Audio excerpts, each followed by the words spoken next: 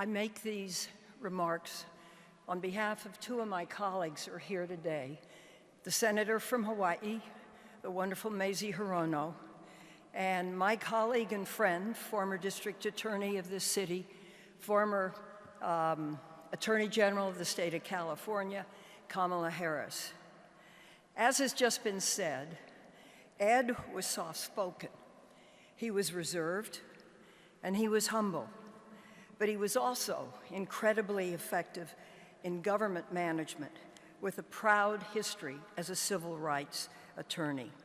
In 1974, Ed graduated from Bowdoin College in Maine. That same year, he had the great fortune of meeting a new Mandarin tutor while studying in Hong Kong. That tutor, Anita, and that student, Ed, fell in love. 6 years later, in 1980, Ed and Anita were married. In the ensuing years, Ed and Anita were blessed with two beautiful daughters, Tanya and Brianna. Together, the four of them created a strong and enduring family bond that provided Ed with tremendous support throughout his public sector career. During his years of study at Bolt Hall, Ed became interested in civil rights. His first notable legal case was representing the residents of Pingyong. That's a housing complex in Chinatown in their first rent strike. Throughout the 1980s, he continued his civil rights work as an attorney within the Asian Law Caucus. He then began an unparalleled public service career. And ladies and gentlemen, I am not aware of any civil servant, any elected official, who has served in as many leadership and management positions in this city. Ed Lee's 27 years of public service to San Francisco are truly compelling, and they are also unique. In 1989, he directed the office implementing the newly created whistleblower ordinance. I think Art Agnos had something to do with that. Then just 2 years later, in 1991, he became director of the Human Rights Commission.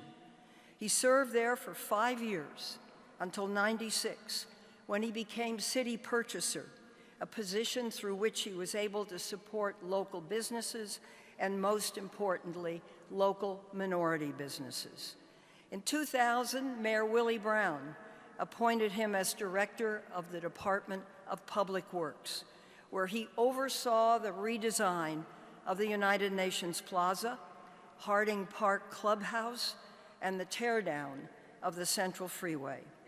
In 2005, Mayor Brown appointed him as the city's chief administrative officer, the highest ranking non-elected official in San Francisco.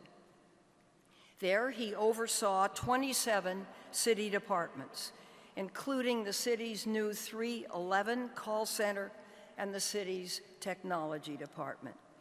Now, these weren't small jobs. Public Works has a budget of hundreds of millions, and the city has a budget of billions. With that record of service and accomplishment, he was thrust further into the spotlight in 2011 when Gavin Newsom moved to Sacramento and Ed became mayor. Now, San Francisco is the kind of city where a mayor has to be hands-on.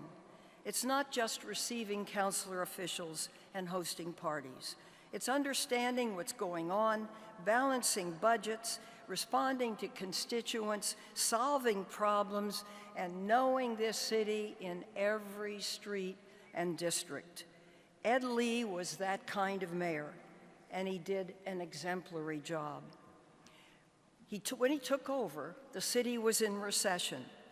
Not only did we bounce back, our unemployment rate, which had been nearly 10% when he took over, is down to 2.7% today. Housing has always been a big issue, but under his leadership, the city added more housing units than under any other mayor. 17,000 new or rehabilitated units have been completed, with a goal of 30,000 by 2022. Of course, the remaining problem is their affordability. He was a leader in the fight against homelessness, developing and implementing something called a navigation center, which I have the pleasure of visiting and which has proven to be effective in handling chronic homelessness. Lifetime proponent of the environment, leading San Francisco to reduce greenhouse gases by 27%. And of course, he always remained a steadfast champion for human and civil rights. I'd also like to note that his election and his 6 years of service as mayor were paramount for the Asian American community. Ed's election brought a tremendous pride to this community, and rightly so. San Francisco's history in prior centuries is marked by prejudice against the Chinese community. In prior centuries, from mistreatment by the police to restrictive deeds in real estate, San Francisco was not a friendly place for the Asian and Chinese culture and people. However, years go on, times change, the community fights for its rights, and things improve. In 2011, when Ed became mayor, this community showed the city that indeed a Chinese American can reach the pinnacle of public service in this city. I remember an anecdote. When I was mayor, I had a friend, at least one. His name was Bob McCarthy. Many of you knew him. He had 5 children, 4 boys and a girl. He told me he walked into his front living room and he saw a semicircle of chairs, the 4 boys and the girl in a big chair. And he said to them, "What are you doing?" And they said, "We're playing mayor." And he said, "What? Well, why is your sister in the big chair?" "Well, you know, Dad, only girls can be mayor." Just as that story can aptly apply to Mayor Willie Brown, it most certainly applies to Mayor Lee. One of the great legacies of Ed's life is that a new generation of Asian Americans now know that an Asian American can run and be successful in the highest office in this city. To Brianna and Tanya, you can be so proud of your father. You can hold your head up high, knowing he was always intent on helping people around him and making the world a better place.